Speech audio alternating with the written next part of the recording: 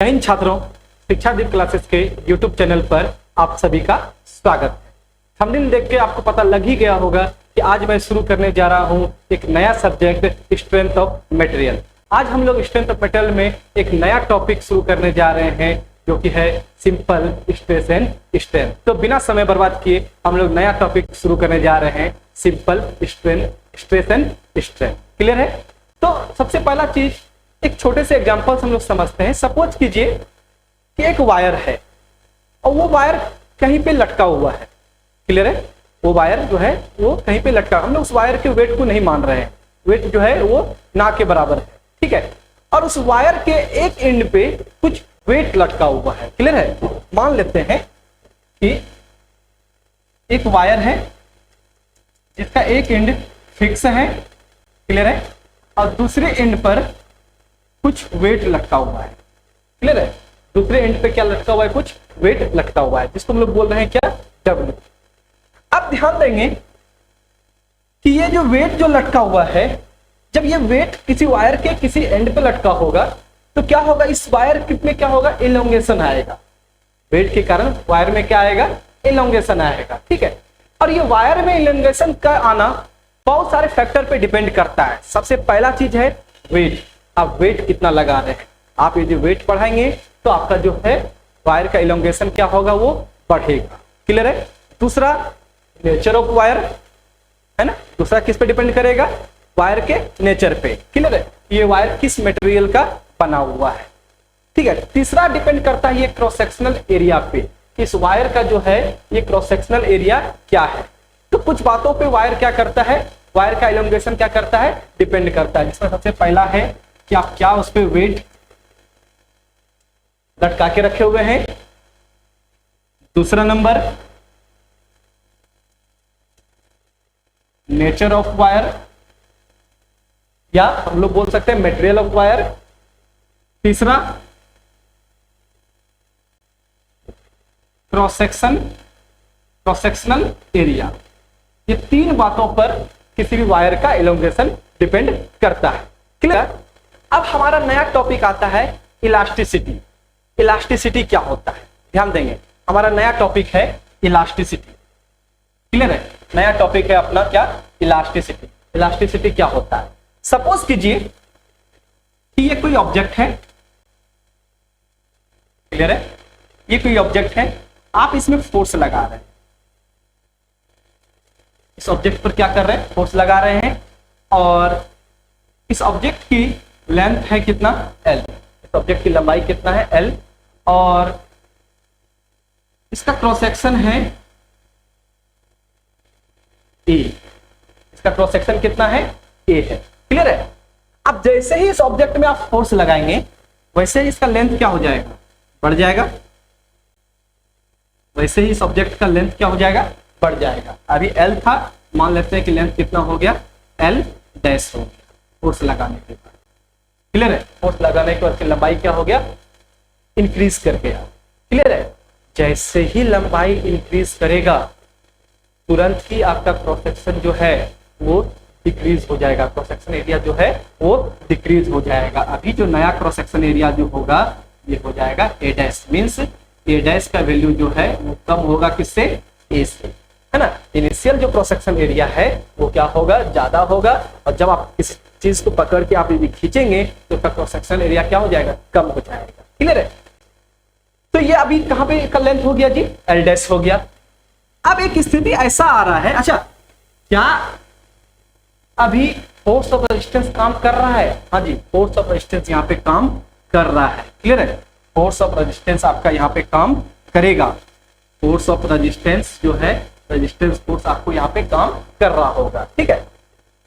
तो यदि हम किसी समय फोर्स को क्या कर दे? रिमूव कर दे, फोर्स को हटा दे, एक्सटर्नल फोर्स को हटा दे, अप्लाइड फोर्स को हम नहीं लगा रहे हैं।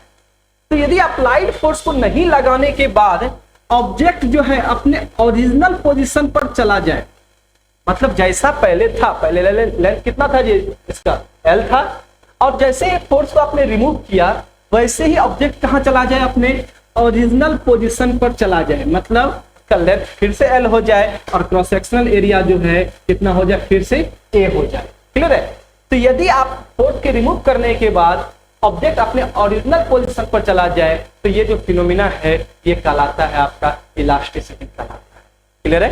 क्या कहलाता है? इलास्टिसिटी कहलाता है। तो हमने लिखा है कि the property of certain material, clear है, the property of certain material returning back to their original position after the removing of external force is called elasticity. मतलब यदि किसी ऑब्जेक्ट पे हम एक्सटर्नल फोर्स लगाने के बाद यदि ऑब्जेक्ट अपने ओरिजिनल पोजीशन पर आ जाए तो उस फिनोमिना को हम लोग क्या बोलते हैं? इलास्टिसिटी बोलते हैं। और ये जो ऑब्जेक्ट है, जो ऑब्जेक्ट क्या हो रहा है? अपने ओरिजिनल पोजीशन पे आ रहा है, उसको हम लोग बोलेंगे इलास्टिक बॉडी। क्या बोलेंगे उसको? इलास्टिक। क्लियर है? अब नेक्स्ट टॉपिक है अपना, ध्यान देंगे, ये क्या कहलाएगा? आपका इलास्टिक बॉडी कहलाएगा। क्लियर है? अब इलास्टिक बॉडी भी दो तरीके का होता है। इलास्टिक बॉडी दो तरह का होता है। एक होता है परफेक्टली इलास्टिक बॉडी, एक होता है क्या? Perfectly elastic body. ऐसा ऑब्जेक्ट जो कंप्लीटली अपने ओरिजिनल पोजीशन पर आ जाए।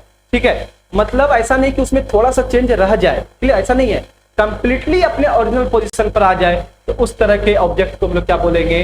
Perfectly elastic body. और दूसरा होता है आपका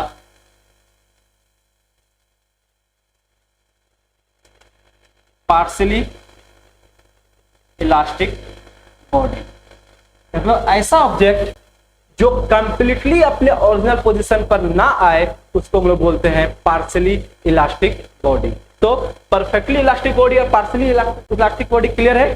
तो ऐसा पोजीशन जो क्या ऐसा ऑब्जेक्ट जो कंप्लीटली अपने ओरिजिनल पोजीशन पर आ जाए वो कहलाएगा परफेक्टली इलास्टिक बॉडी। और ऐसा ऑब्जेक्ट जो कंप्लीटली अपने ओरिजिनल पोजीशन पर ना आए वो क्या कहलाएगा? आपको पार्शियली इलास्टिक बॉडी। क्लियर है यहां तक? और एक इंपॉर्टेंट चीज,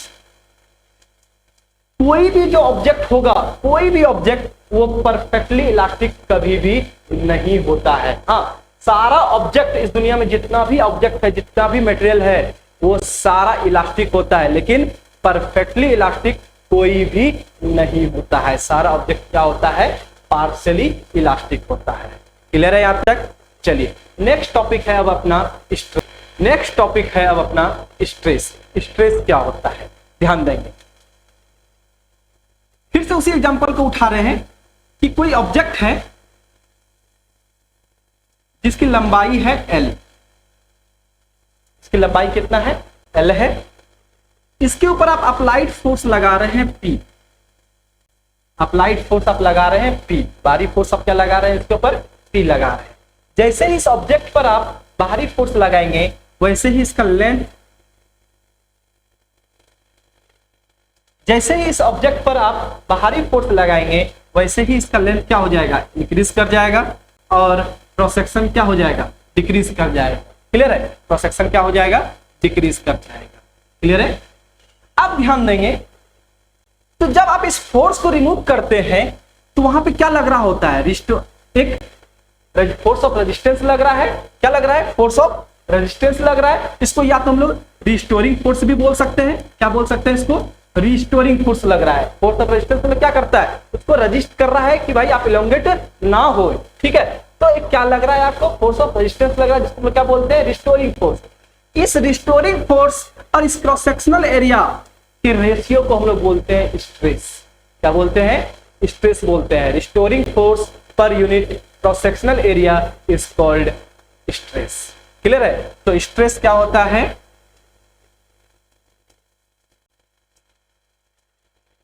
restoring force by cross sectional area. क्या होता है? Restoring force by cross sectional area. Clear है? Restoring force by cross sectional area. अब ध्यान देंगे, तो हमने डेफिनेशन लिखा है यहाँ पे, per unit area is known as stress. Clear है? तो स्ट्रेस क्या होता है कि जो मेरा force of resistance by cross sectional area होगा उसी को हम लोग क्या बोलते हैं? स्ट्रेस बोलते हैं। क्लियर है? अब स्ट्रेस बराबर हमने क्या लिखा? Restoring force by cross sectional area. लेकिन ध्यान देंगे, ये जो रिस्टोरिंग फोर्स होगा वो हमेशा अप्लाइड फोर्स से क्या होगा? इक्वल होगा। जो मेरा रिस्टोरिंग फोर्स है, force of resistance is equal to applied force. Clear है? क्या होगा? अप्लाइड फोर्स के बराबर होगा। मतलब रेजिस्टेंस इज इक्वल टू क्या होगा? P। इसका मतलब है कि जो स्ट्रेस है, स्ट्रेस को हम लोग लिख सकते हैं क्या? Applied force per unit cross sectional area. Clear है? क्या लिख सकते हैं? Applied force per unit cross sectional area. ध्यान देंगे। तो बहुत छात्र यहाँ पे गलती करते हैं कि वो स्ट्रेस के डेफिनेशन को बोलते हैं it is the ratio of applied force by cross sectional area. नहीं, ऐसा नहीं होता है। स्ट्रेस क्या होता है? Restoring force per unit cross sectional area. But क्या होगा कि फोर्स ऑफ रेजिस्टेंस जो है वो अप्लाइड फोर्स के बराबर है। इसीलिए हम लोग जो आपका यहाँ पे बन के आया था क्या कि रिस्टोरिंग फोर्स को हम लोग क्या लिख सकते हैं? यहाँ पे क्या लिख सकते हैं? अप्लाइड फोर्स लिख सकते हैं। क्लियर है? और स्ट्रेस को हम लोग सिग्मा से डिनोट करते हैं। इसे डिनोट करते हैं सिग्मा से। तो सिग्मा इज इक्वल टू क्या हो जाएगा? T by E। क्या हो जाएगा? Sigma is equal to T by E। Clear है? Stress is equal to force per unit cross sectional area. Clear है? अब बात करते हैं यूनिट की। Unit of stress, unit of stress.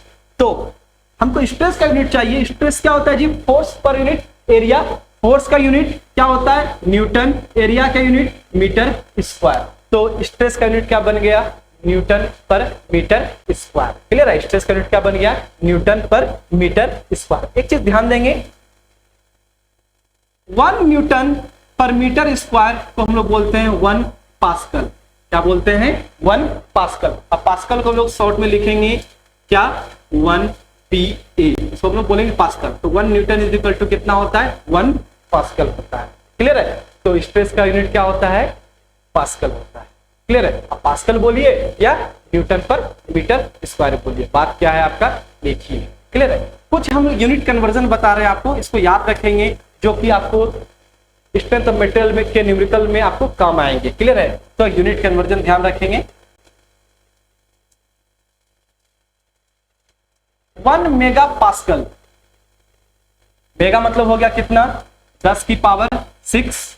Mega मतलब हो गया 10 की पावर 6 पास्कल।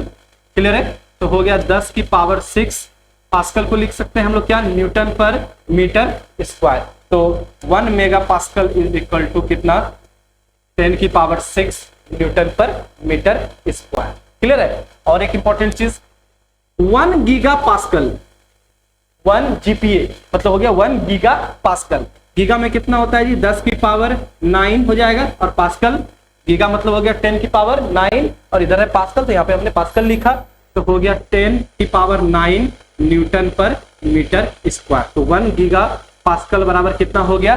10 की पावर 9 पर मीटर स्क्वायर। अब ध्यान दीजिएगा, हम इसको किलो न्यूटन और मीटर को हम लोग mm में चेंज कर रहे हैं। क्लियर है?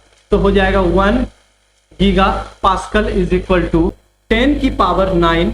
ध्यान देंगे, 1 न्यूटन में कितना किलो न्यूटन? 10 की पावर -3 किलो न्यूटन। यही होगा बाय एक मीटर में कितना mm? 10 की पावर 3। यही होगा। तो हो जाएगा 10 की पावर 3 mm का होल स्क्वायर। तो हो जाएगा 10 की पावर 9 इंटू 10 की पावर -3 किलो न्यूटन बाय 10 की पावर 6 mm स्क्वायर। क्लियर है? तो 10 की पावर 6 से 10 की पावर 9 कैंसिल आउट हो जाएगा, तो बचेगा 10 की पावर 3 और 10 की पावर 3 इंटू 10 की पावर -3, ये हो जाएगा 1। तो हो गया 1 kilo newton per mm square. तो 1 giga pascal is equal to क्या? 1 kilo newton per mm square. इसको ये इंपॉर्टेंट है, याद रखेंगे इसको क्या कि 1 giga pascal is equal to 1 kilo newton per mm square. Clear है यहाँ तक? चलिए, तो हमने सीखा अभी तक कि स्ट्रेस क्या होता है। तो स्ट्रेस क्या होता है? It is the restoring force per unit cross sectional area. Clear है? और उसके बाद हमने यूनिट कन्वर्जन पढ़ा। क्या पढ़ा कि 1 न्यूटन पर mm स्क्वायर को हम लोग क्या बोलते हैं? 1 पास्कल। और 1 mega pascal is equal to 10⁻⁶ 9 newton per metre square. और 1 giga pascal is equal to 1 kilo newton per mm square. यहाँ तक यदि किसी को कोई प्रॉब्लम है तो आप लोग कमेंट में मुझसे पूछ सकते हैं, या मेरे व्हाट्सएप नंबर 9646403359 9646403359 पे व्हाट्सएप करके भी आप अपना डाउट क्लियर कर सकते हैं। क्लियर है? चलिए नेक्स्ट टॉपिक अब हम लोग शुरू करने जा रहे हैं स्ट्रेन। नेक्स्ट टॉपिक है अपना स्ट्रेन। चलिए ध्यान देंगे स्ट्रेन क्या होता है। सपोज कीजिए कि यह कोई ऑब्जेक्ट है, इस ऑब्जेक्ट का लेंथ अभी है कितना L। क्लियर है? इस ऑब्जेक्ट का लेंथ अभी कितना है L, और इसके ऊपर आपने एक्सटर्नल फोर्स जो है, अप्लाइड फोर्स जो है वो क्या लगाया, P लगाया। क्लियर है? इस पे आपने एक्सटर्नल फोर्स क्या लगाया, P लगाया। जैसे ही आप एक्सटर्नल फोर्स लगाएंगे वैसे ही इसका लेंथ क्या हो जाएगा जी, इंक्रीज कर जाएगा, और क्रॉस सेक्शनल एरिया क्या हो जाएगा, डिक्रीज कर जाएगा। लेंथ क्या हो जाएगा आपका, इंक्रीज कर जाएगा। Means L dash is equal greater than L, है ना। लेंथ जो मेरा नया लेंथ है वो क्या हो जाएगा, इंक्रीज हो जाएगा। तो आखिर लेंथ कितना इंक्रीज किया, पहले लेंथ था L, अभी नया लेंथ है क्या, L डैश। तो चेंज इन लेंथ कितना हो जाएगा, चेंज इन लेंथ क्या हो जाएगा जी, ये हो जाएगा फाइनल लेंथ L डैश, और इनिशियल लेंथ कितना L। तो चेंज इन लेंथ क्या हो जाएगा, L dash minus L। Change in length तो हम लोग लिख सकते हैं डेल्टा L, तो delta L is equal to L dash minus L। तो चेंज इन लेंथ कितना हो गया, L dash minus L। Clear है? तो स्ट्रेन क्या होता है कि it is the ratio of change in length bye original length. मतलब आपका जो डिफॉर्मेशन हुआ है, डिफॉर्मेशन बाय ओरिजिनल लेंथ को ही हम लोग क्या बोलते हैं, स्ट्रेन बोलते हैं। तो हमने लिखा है यहाँ पे कि जब किसी ऑब्जेक्ट पर कोई फोर्स लग रहा है, फोर्स सिंगल फोर्स लगे या फोर्स सिस्टम लगे, मतलब एक से अधिक फोर्स लगे। फोर्स सिस्टम क्या होता है कि एक से अधिक force, combination of more than one force is called force of system. Clear है? तो यदि किसी सिस्टम पर एक फोर्स लगे या एक से अधिक फोर्स लगे तो क्या होगा, वो ऑब्जेक्ट क्या हो जाएगा, डिफॉर्म कर जाएगा। वो ऑब्जेक्ट क्या कर जाएगा, आपका डिफॉर्म कर जाएगा, और deformation per unit length is called strain. Deformation per unit length is called strain, मतलब उसके लेंथ में क्या चेंजिंग आया है, और by original length is called strain. Clear है? तो स्ट्रेन क्या होता है, तो स्ट्रेन बराबर हो जाएगा आपका change in length bye original length. Clear है? तो change in length bye original length मतलब इनिशियल लेंथ। इनिशियल लेंथ क्या है आपका L है, तो स्ट्रेन क्या हो जाएगा, change in length by initial length. Clear है? और हम लोग स्ट्रेन को E से डिनोट कर रहे हैं, स्मॉल E से, तो E बराबर हो जाएगा change in length bye original. Clear है? अब बात करते हैं यूनिट की। स्ट्रेन का क्या यूनिट होता है, यूनिट ऑफ स्ट्रेन। ध्यान दें, स्ट्रेन बराबर क्या फॉर्मूला था जी अपना, क्या आया था लास्ट में अभी, change in length bye original length. तो ये भी लेंथ है, ये भी लेंथ है, लेंथ से लेंथ कैंसल आउट हो जाएगा, तो कोई यूनिट नहीं बचेगा। Means strain is it is a unit less quantity. Strain क्या होता है, यूनिट लेस क्वांटिटी होता है, और प्रत्येक unit less quantity dimension less भी होता है। मींस है क्वांटिटी यूनिट लेस होता है, वो डायमेंशन लेस भी होता है। Means stress is dimension less quantity. Dimension less quantity मतलब इसका डायमेंशन भी आपका क्या होगा, नहीं होगा। क्लियर है?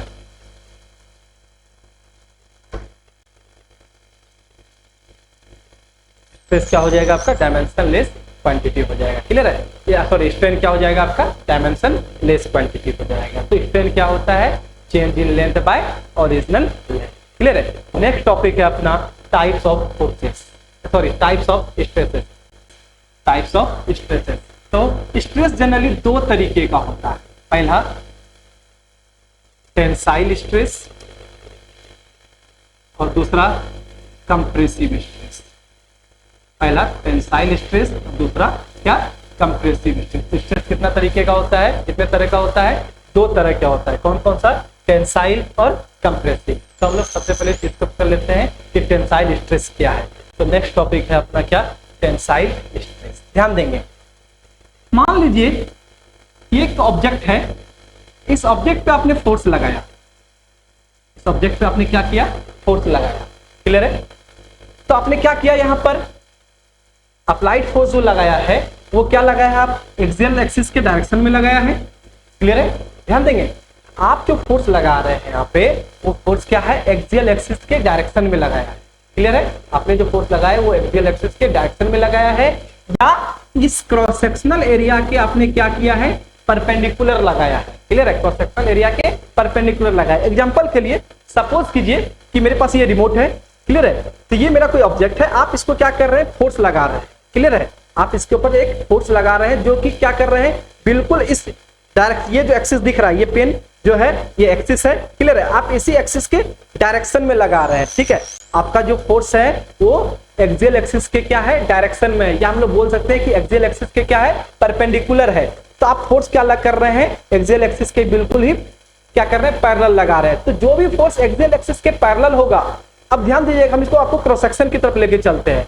तो ये इसका क्या हो गया, क्रॉस सेक्शन हो गया, ये इसका क्या हो गया, क्रॉस सेक्शन हो गया। और ये आप इसके ऊपर फोर्स लगा रहे थे, है ना, अप्लाइड फोर्स आप लगा रहे थे, एक्सटर्नल फोर्स आप इसके ऊपर लगा रहे थे। तो जो ये जो क्रॉस सेक्शनल है, इस क्रॉस सेक्शन के क्या है, ये परपेंडिकुलर है, और जो चीज क्रॉस सेक्शन के परपेंडिकुलर होगा वो मेरे एक्सियल एक्सिस के क्या होगा, पैरेलल होगा। मींस सबसे पहला चीज कि आप जो यहाँ पे फोर्स लगा रहे हैं, अप्लाइड फोर्स, ये मेरा पैरेलल है, पैरेलल टू एक्सियल एक्सिस। ठीक है? एक्सियल एक्सिस के क्या होगा, पैरेलल होगा, और साथ ही साथ ये फोर्स जो है वो मेरा परपेंडिकुलर होगा, perpendicular to cross sectional area. Clear है? क्रॉस सेक्शनल एरिया के क्या होगा, वो परपेंडिकुलर होगा, perpendicular to cross sectional area. तो ऐसा फोर्स जो कि एक्सियल एक्सिस के डायरेक्शन में है, या तो आप बोलिए कि एक्सियल एक्सिस के डायरेक्शन में है, या क्रॉस सेक्शन के क्या है, परपेंडिकुलर है, या तो क्रॉस सेक्शन के क्या है, वो परपेंडिकुलर है। और इस फोर्स का नेचर जो है पुल हो, मतलब आप उसको पकड़ के फोर्स को क्या कर रहे हैं, आप खींच रहे हैं। क्लियर है?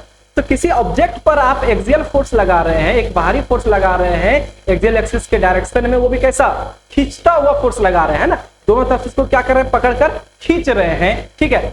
तो यदि आप किसी ऑब्जेक्ट पर कोई बाहरी फोर्स लगा रहे हैं जो कि क्या कर रहा है, एक्सियल एक्सिस के पैरेलल है, साथ ही साथ वो ऑब्जेक्ट को क्या कर रहे हैं, आप पकड़कर खींच रहे हैं। ठीक है? तो इस फोर्स को हम लोग बोलते हैं टेंसाइल फोर्स।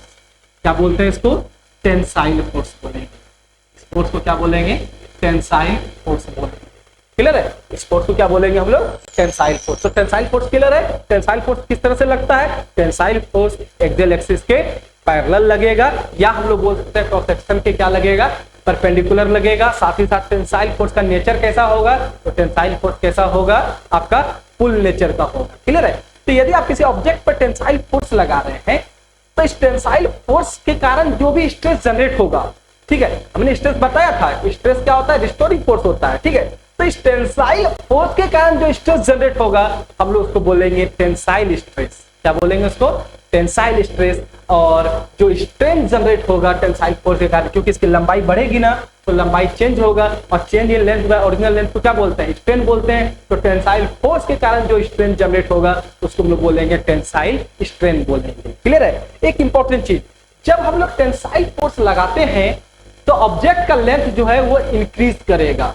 क्लियर है? ऑब्जेक्ट का लेंथ क्या होगा, इंक्रीज करेगा, और डायमीटर क्या हो जाएगा, या क्रॉस सेक्शन क्या हो जाएगा आपका, वो डिक्रीज करेगा। तो सबसे पहला चीज हमने यहाँ पे लिखा है कि यदि किसी ऑब्जेक्ट पर दो इक्वल और अपोजिट फोर्स फुल नेचर का, कैसा नेचर है, फुल नेचर का है, तो ऑब्जेक्ट जो है क्या करता है, अपना लेंथ को इंक्रीज करता है, और जो स्ट्रेस जनरेट होगा उसको हम लोग क्या बोलेंगे, टेंसाइल स्ट्रेस बोलेंगे। क्लियर है? दूसरी बात कि जो टेंसाइल स्ट्रेन जो होगा, इस केस में टेंसाइल फोर्स को लगाने के कारण जो टेंसाइल स्ट्रेन जनरेट होगा, ठीक है, उसको हम लोग बोलेंगे टेंसाइल स्ट्रेन बोलेंगे। क्लियर है? जो स्ट्रेन जनरेट होगा उसको हम लोग क्या बोलेंगे, टेंसाइल स्ट्रेन। और तीसरा और इंपॉर्टेंट चीज कि जब हम लोग टेंसाइल स्ट्रेस लगाते हैं, टेंसाइल फोर्स लगाते हैं, तो मेरा क्रॉस सेक्शन जो है एरिया क्या होगा, डिक्रीज करेगा। क्लियर है? क्रॉस सेक्शन एरिया क्या करेगा, डिक्रीज करेगा, और लेंथ ऑफ ऑब्जेक्ट क्या करेगा, वो इंक्रीज करेगा। क्लियर है? तो टेंसाइल फोर्स क्लियर है, टेंसाइल फोर्स क्लियर है, टेंसाइल स्ट्रेस क्लियर है, और टेंसाइल स्ट्रेन क्लियर है। बोलिए हाँ या ना। यदि कोई डाउट है तो कमेंट में आप मुझसे पूछ सकते हैं। क्लियर है? नेक्स्ट टॉपिक है कंप्रेसिव स्ट्रेस। क्लियर है? तो हम लोग अभी टेंसाइल में क्या लगा रहे थे कि फोर्स को आप क्या कर रहे थे, पुल नेचर का लगा रहे थे। यदि आप फोर्स को कंप्रेसिव नेचर का लगाएंगे, मतलब उसको पुश नेचर का लगाएंगे, मतलब किसी ऑब्जेक्ट पे आप धक्का लगा रहे हैं, ठीक है, तो सबसे पहला वो फोर्स कहलाएगा कंप्रेसिव फोर्स। क्लियर है? क्या कहलाएगा वो आपका, कंप्रेसिव फोर्स। मान लीजिए कि यह कोई ऑब्जेक्ट है, आप फिर से एक्सियल एक्सिस के डायरेक्शन में एक फोर्स लगा रहे हैं,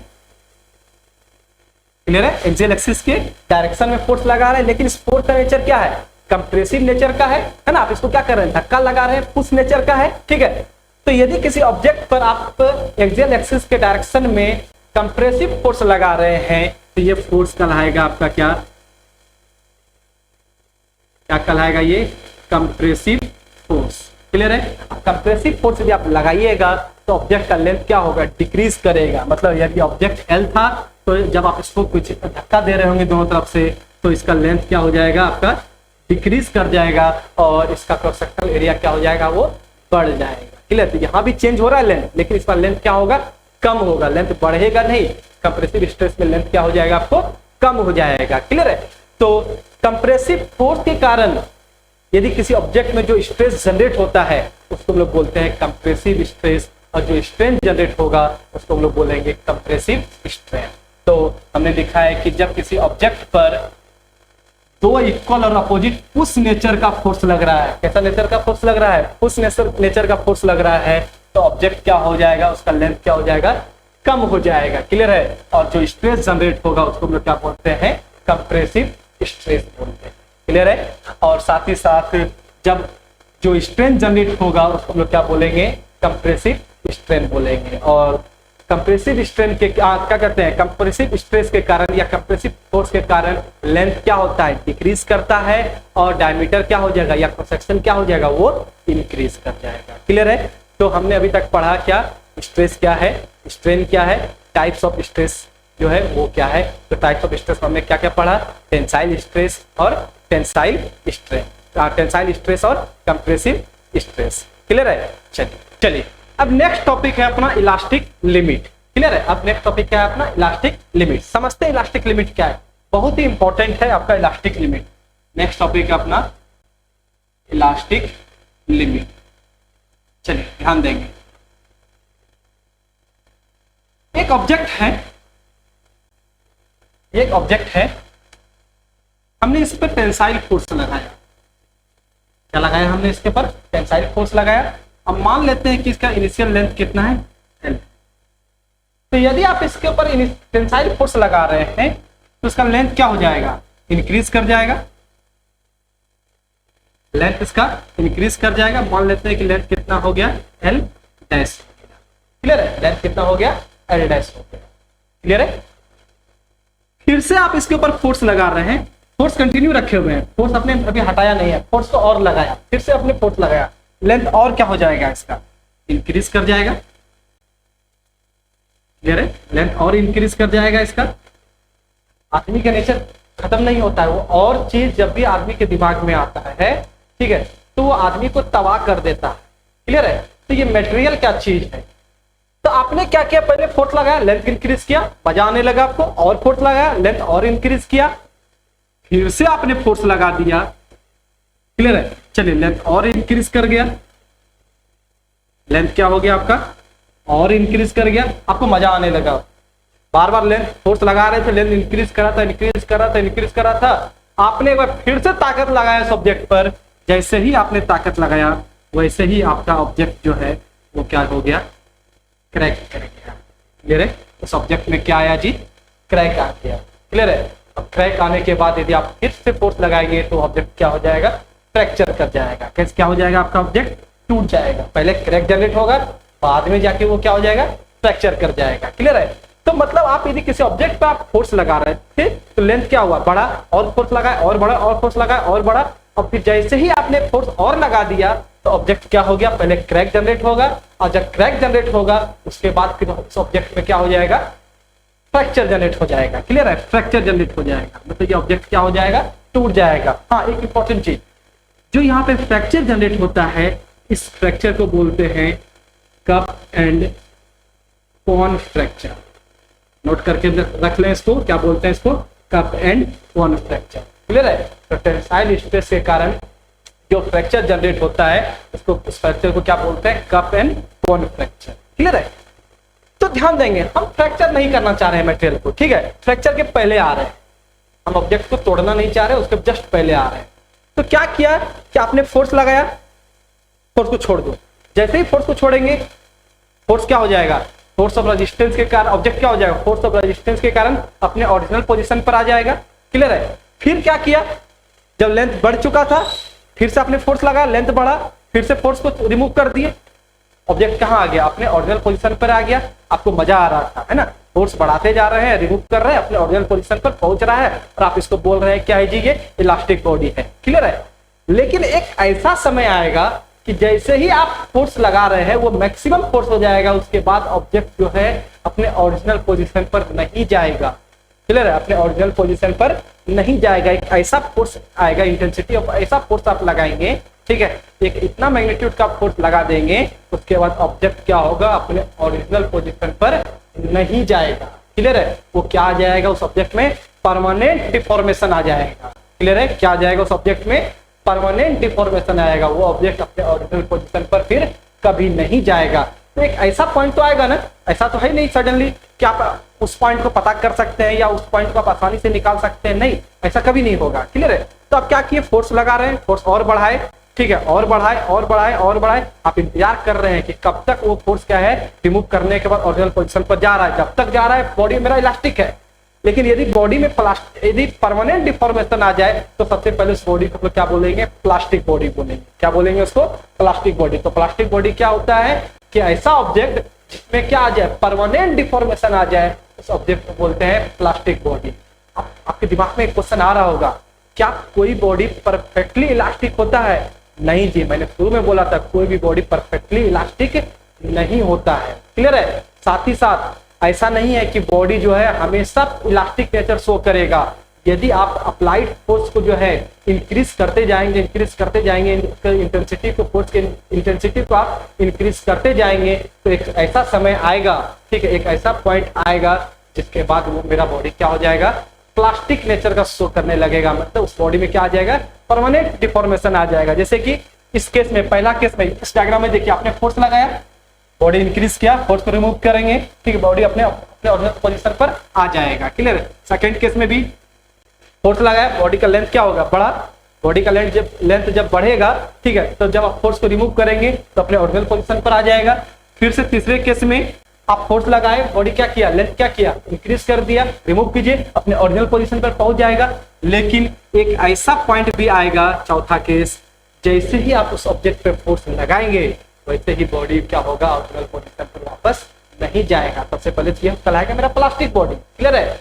और उस पॉइंट को, जिस पॉइंट के बाद से ऑब्जेक्ट जो है, बॉडी जो है प्लास्टिक नेचर बिहेव करने लगे, है ना, प्लास्टिक नेचर बिहेव कर रहा है ना, इसके बाद क्या ऑब्जेक्ट में डिफॉर्मेशन, क्या ये ऑब्जेक्ट वापस अपने पोजीशन पे आएगा, नहीं आएगा। तो एक ऐसा पॉइंट कि यदि आप किसी बॉडी में एक ऐसा पॉइंट आएगा, ठीक है, जब उस पॉइंट के पहले आप यदि फोर्स लगा रहे हैं तो बॉडी क्या होगा, अपने ओरिजिनल पोजीशन पर आ जाएगा। लेकिन उस पॉइंट के बाद यदि आप फोर्स लगा रहे हैं तो बॉडी क्या हो जाएगा, प्लास्टिक मतलब उस परमानेंट डिफॉर्मेशन हो जाएगा। क्लियर है। उसमें फिर वो बॉडी जो है ऑब्जेक्ट अपने ओरिजिनल पोजीशन पर कभी भी नहीं आएगा। क्लियर है। तो वो जो पॉइंट होता है जिसके पहले बॉडी मेरा इलास्टिक नेचर शो कर रहा था और उस पॉइंट के बाद बॉडी मेरा क्या कर रहा है, प्लास्टिक नेचर शो कर रहा है, उस पॉइंट को हम लोग बोलेंगे इलास्टिक पॉइंट।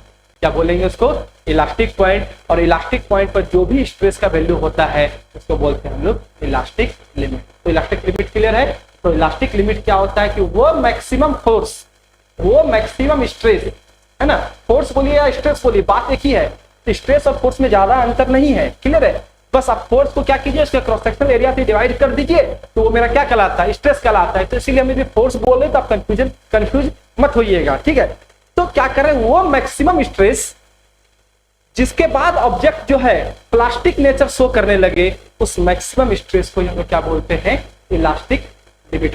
क्या बोलते हैं उसको, इलास्टिक लिमिट। या हम लोग बोल सकते हैं वो मैक्सिमम स्ट्रेस जिसके जहां तक ऑब्जेक्ट जो है इलास्टिक नेचर शो करे, ठीक है, उस ऑब्जेक्ट को हम लोग क्या बोलेंगे, इलास्टिक लिमिट बोलेंगे। मतलब इलास्टिक लिमिट वो मैक्सिमम फोर्स है जिसके पहले क्या होगा, ऑब्जेक्ट मेरा इलास्टिक नेचर शो करेगा और उसके बाद ऑब्जेक्ट मेरा क्या करेगा, प्लास्टिक नेचर शो करेगा। प्लास्टिक नेचर शो करेगा मतलब उस ऑब्जेक्ट में क्या हो जाएगा जी, परमानेंट डिफॉर्मेशन हो जाएगा। क्लियर है। तो हमने देखिए डेफिनेशन लिखा है यहाँ पर इलास्टिसिटी का, क्या नाम है, इलास्टिक लिमिट।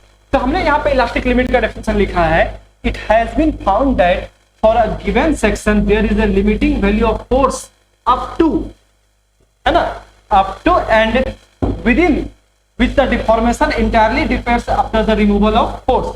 मतलब ऐसा पॉइंट जहां पर क्या हो रहा है, जहां तक आप यदि फोर्स लगा रहे हैं और फोर्स लगाने के बाद फोर्स को रिमूव कर रहे हैं तो डिफॉर्मेशन नहीं हो रहा है, डिफॉर्मेशन रिमूव हो रहा है, मतलब अपने ओरिजिनल पोजीशन पे आ रहा है। ठीक है, तो the value of intensity of stress, the value of intensity of stress corresponding to this limit force is called elastic limit. मतलब उस पॉइंट पर जो भी मेरा स्ट्रेस का वैल्यू होगा उसको हम लोग क्या बोलेंगे, इलास्टिक लिमिट बोलेंगे। क्लियर है इलास्टिक लिमिट। चलिए नेक्स्ट टॉपिक है अपना हुक्स लॉ। नेक्स्ट टॉपिक है अपना हुक्स लॉ। हुक्स लॉ क्या बोलता है कि स्ट्रेस जो होता है किसी ऑब्जेक्ट पर वो डायरेक्टली प्रोपोर्शनल होता है किसके, स्ट्रेन के। Stress is directly proportional to strain. लेकिन हुक्स लॉ जो है वो वैलिड है और सिर्फ किसके लिए, इलास्टिक लिमिट के लिए। किसके लिए, इलास्टिक बॉडी के लिए। क्लियर है, इसके लिए वैलिड है इलास्टिक बॉडी के लिए, प्लास्टिक बॉडी के लिए हुक्स लॉ वैलिड नहीं है। क्लियर है, तो जब इलास्टिक बॉडी के लिए वैलिड है तो इलास्टिक बॉडी कहां तक इलास्टिक कहलाता है जी, इलास्टिक लिमिट तक। कहां तक कहलाता है, इलास्टिक लिमिट तक। इसीलिए हमने लिखा है कि when a material is loaded within its elastic limit the stress is directly proportional to strain. Clear है, the stress is directly proportional to strain. तो हुक्स लॉ क्या बोलता है कि जो स्ट्रेस है वो डायरेक्टली प्रोपोर्शनल होता है किसके, स्ट्रेन के। स्ट्रेस को हम लोग किससे डिनोट करते थे, सिग्मा से। Directly proportional to strain, proportional हटाइए तो एक क्या आएगा, कांस्टेंट आएगा। क्या आएगा, एक कांस्टेंट आएगा। ठीक है, हम लोग कांस्टेंट को बोल रहे हैं ई, कैपिटल ई। तो ई मेरा क्या है यहाँ पे, कैपिटल ई क्या है यहाँ पे मेरा, जो है प्रोपोर्शनल कांस्टेंट है। क्लियर है, प्रोपोर्शनल कांस्टेंट है। सिग्मा यहाँ पे क्या है आपका, स्ट्रेस है। ई क्या है जी आपका, कांस्टेंट है। और स्मॉल ई क्या है आपका, स्ट्रेन है। क्लियर है, तो हुक्स लॉ क्या बोलता है, stress is directly proportional to strain. तो sigma is equal to capital E into small E, मतलब stress is equal to E into small E. अब ध्यान देंगे, इस ई को, कैपिटल ई को हम लोग बोलते हैं यंग्स मॉडुलस। क्या बोलते हैं इसको, यंग्स मॉडुलस, या हम लोग बोलते हैं इसको मॉडुलस ऑफ इलास्टिसिटी। क्या बोलते हैं, मॉडुलस ऑफ इलास्टिसिटी। क्लियर है, तो हम लोग इस ई को क्या बोलते हैं, यंग्स मॉडुलस या मॉडुलस ऑफ इलास्टिसिटी। क्लियर है, तो हुक्स लॉ क्लियर है सबको। चलिए नेक्स्ट टॉपिक है अपना यंग्स मॉडुलस या मॉडुलस ऑफ इलास्टिसिटी। क्लियर है, यंग्स मॉडुलस या मॉडुलस ऑफ इलास्टिसिटी। क्लियर है, तो अभी हम लोगों ने पढ़ा कि stress is equal to Young's modulus into strain. तो हम लोग यहाँ पे यंग्स मॉडुलस को बोल सकते हैं स्ट्रेस बाय स्ट्रेन। तो यंग्स मॉडुलस और कुछ नहीं, it is the ratio of stress by strain. Clear है, ये क्या होता है, ratio of stress to the strain. Clear है, रेशियो स्ट्रेस और स्ट्रेन के रेशियो को हम लोग क्या बोलते हैं, यंग्स मॉडुलस बोलते हैं। Clear, unit of Young's modulus, हमको यंग्स मॉडुलस का यूनिट बताना है। तो यंग्स मॉडुलस बराबर क्या हमने बताया, सिग्मा बाय ई, मतलब स्ट्रेस बाय स्ट्रेन। स्ट्रेस का unit Newton per metre square, और ई जो है यूनिटलेस होता है। स्ट्रेन क्या होता है, यूनिटलेस होता है, मतलब इसको बोल सकते हैं कि 1 है।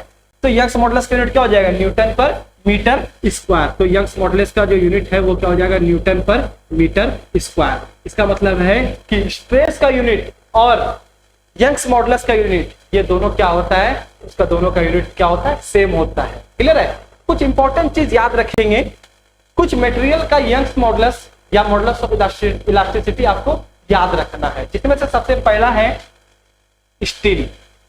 सबसे पहला है आपका स्टील। क्लियर है, तो स्टील का जो यंग्स मॉडुलस है वो होता है आपका 200 से 220 गीगा पास्कल। क्या होता है, 200 से 220 गीगा पास्कल। क्लियर है, दूसरा है कास्ट आयरन। दूसरा है कास्ट आयरन। कास्ट आयरन का जो यंग्स मॉडुलस है उसका वैल्यू होता है 100 से 160 गीगा पास्कल। क्लियर है, क्या होता है, 100 से 160 गीगा पास्कल। तीसरा है कॉपर। तीसरा है कॉपर। कॉपर का यंग्स मॉडुलस 90 to 110 होता है। क्या होता है? 90 to 110। ठीक है, 90 से 110 गीगा पास्कल होता है। यूनिट ध्यान रखेंगे। ठीक है, सारा यूनिट हम लोग गीगा पास्कल में ले रहे हैं। क्लियर है? गीगा पास्कल मतलब 1 giga pascal is equal to 1 kilo newton per mm square. Clear है? तो कॉपर का क्या हो जाएगा? 90 से 110 गीगा पास्कल। फिर है एल्युमिनियम। तो एल्युमिनियम का यंग्स मॉडुलस 60 से 90 होता है। कितना होता है? 60 से 90 गीगा पास्कल। और लकड़ी का जो आपका यंग्स मॉडुलस है ये होता है 10 गीगा पास्कल। क्लियर है? तो ये कुछ याद रखेंगे कुछ मटेरियल्स का। ठीक है, न्यूमेरिकल में काम आएंगे। मान लीजिए कि न्यूमेरिकल में आपको बात कर रहा है किसका? न्यूमेरिकल में भी आपको बोल रहा है कि भाई मेरा मटेरियल क्या है? स्टील है। ठीक है, तो स्टील है और मान लीजिए कि आपको वहां पे यंग्स मॉडुलस क्वेश्चन में नहीं दिया हुआ है। क्लियर है? जब नहीं दिया हुआ है तो आप क्या कीजिएगा? 200 से 220 में ले लेंगे। जनरली हम लोग क्या लेते हैं? 200 लेते हैं। किसका? स्टील का। क्लियर है? तो स्टील का यंग्स मॉडुलस कितना हो जाए हम लोग ले लेंगे क्वेश्चन में? 200 गीगा पास्कल। क्लियर है यहां तक? चलिए नेक्स्ट टॉपिक है डिफॉर्मेशन ऑफ अ बॉडी। ठीक है, ड्यू टू फोर्स।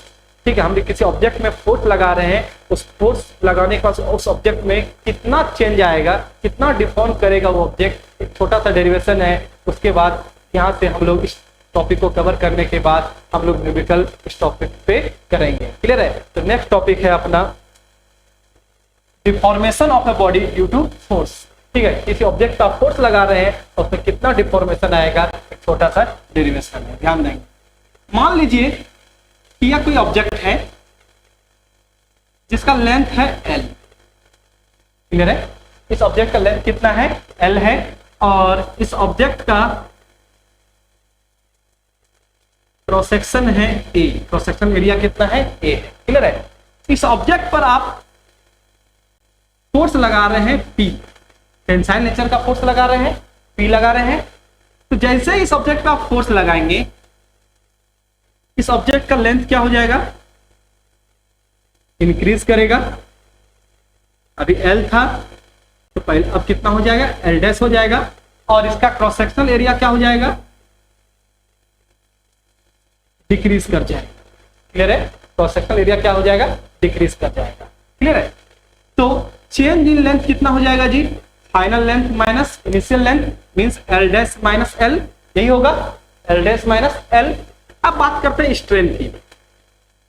अब बात कर रहे हैं स्ट्रेन की। स्ट्रेन बराबर क्या फॉर्मूला होता है? Change in length bye original length, है ना? स्ट्रेन का क्या फॉर्मूला होता है? Change in length bye original length. Clear है? चलिए अब बात करते हैं स्ट्रेस की। तो स्ट्रेस बराबर क्या फॉर्मूला होता है? Force per unit area. Force per unit area. Area कौन सा लेना है? क्रॉस सेक्शनल एरिया लेना है। एरिया कौन सा लेना है आपको? क्रॉस सेक्शनल एरिया लेना है। तो स्ट्रेस बराबर क्या फॉर्मूला होता है? Force per unit cross sectional area, है ना? एरिया आपको लेना, क्रॉस एरिया जो है वो क्रॉस सेक्शनल एरिया लेना है। अब ध्यान देंगे, हुक्स लॉ से अकॉर्डिंग टू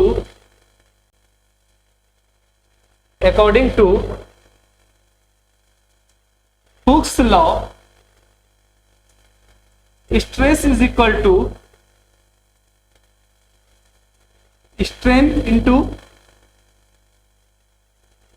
यंग्स मॉडुलस या modulus of elasticity means sigma is equal to small E into capital E, यही होगा। और हम लोग स्ट्रेस को लिख सकते हैं क्या? P बाय ए। स्ट्रेस को लिख सकते हैं फोर्स बाय एरिया। तो हम लोग यहां पे लिख रहे हैं क्या? Stress is equal to force by area. और स्ट्रेन को लिख सकते हैं क्या हम लोग? स्ट्रेन को डेल्टा L बाय L। तो स्ट्रेन को हम लोग लिख रहे हैं क्या यहां पर? Delta L by L is equal to E। हम चाहते हैं डेल्टा L का वैल्यू, है ना? हम चाह रहे हैं डिफॉर्मेशन चाह रहे हैं, चेंज इन लेंथ का वैल्यू चाह रहे हैं। तो डेल्टा L बराबर क्या बन जाएगा?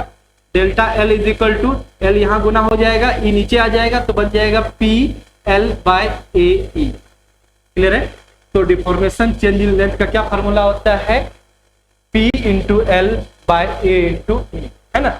P P क्या है यहाँ पे मेरा अप्लाइड फोर्स है, लेंथ क्या है मेरा इनिशियल लेंथ है ना। A क्या है मेरा यहाँ पर क्रॉस सेक्शनल एरिया है, और E क्या है मेरा यंग्स मॉडुलस है। यहाँ पर डेल्टा L क्या है चेंज इन लेंथ, या इसको हम लोग बोल सकते हैं क्या डिफॉर्मेशन, क्या बोलेंगे इसको डिफॉर्मेशन। दूसरा P क्या है मेरा अप्लाइड फोर्स, P क्या है मेरा यहाँ पर अप्लाइड फोर्स है। L क्या है मेरा initial length of object, initial length of object है ना, initial length of an object. A क्या है मेरा क्रॉस सेक्शनल एरिया, A क्या है मेरा क्रॉस सेक्शनल एरिया, और कैपिटल E क्या है मेरा यंग्स मॉडुलस। क्लियर है, कैपिटल E क्या है मेरा यंग्स मॉडुलस। क्लियर है, तो चेंज इन लेंथ का क्या फॉर्मूला हो गया delta L is equal to PL/A। Clear है। चलिए, तो अभी तक हम लोगों ने आज पढ़ा कि स्ट्रेस क्या होता है, स्ट्रेन क्या होता है। साथ ही साथ हम लोगों ने फिर पढ़ा क्या कि टाइप्स ऑफ स्ट्रेस क्या है, इलास्टिक लिमिट क्या है, और फिर हम लोगों ने पढ़ा हुक्स लॉ क्या है। क्लियर है। उसके बाद फिर हम लोगों ने पढ़ा ठीक है deformation due to a force, deformation due to force. Clear है। आज के क्लास को हम लोग यहीं पे समाप्त करते हैं और मिलते हैं नेक्स्ट क्लास में। धन्यवाद।